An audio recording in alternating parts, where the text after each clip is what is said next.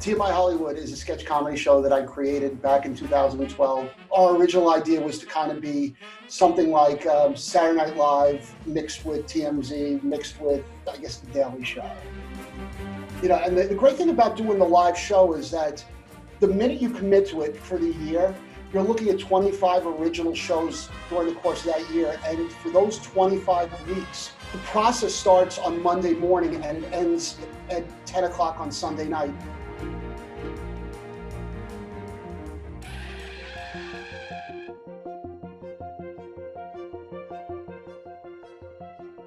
Our last show was on March 15th.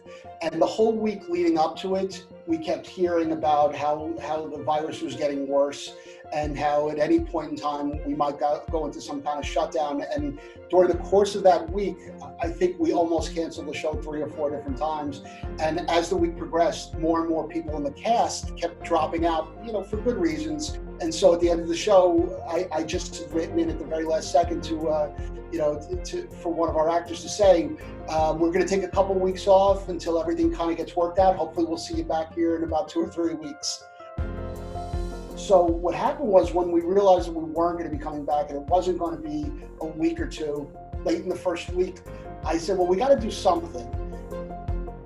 And my first thought was to just do a lot of Zoom sketches. And we started doing some of that stuff and it seemed like it was going to be fine. But again, like anything else, you're really limited with how much you can do.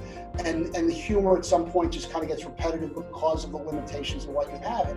I said, well, why don't we just stick a bunch of our actors and some of our writers on screen, and instead of trying to be funny, why don't we talk about what's going on in our lives right now?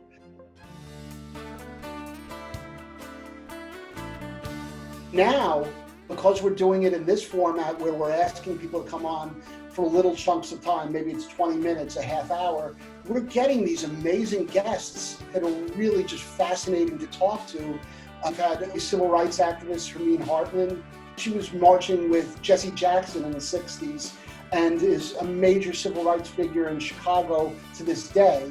And so having the ability to do this show, we kind of get into insight that we never did before, because obviously when we're doing a live theater show, we're kind of sticking to a script and we're just trying to do the words that are on the page. And that's great. And it's something I adore doing. But I'm learning so much about people that I didn't know, learning about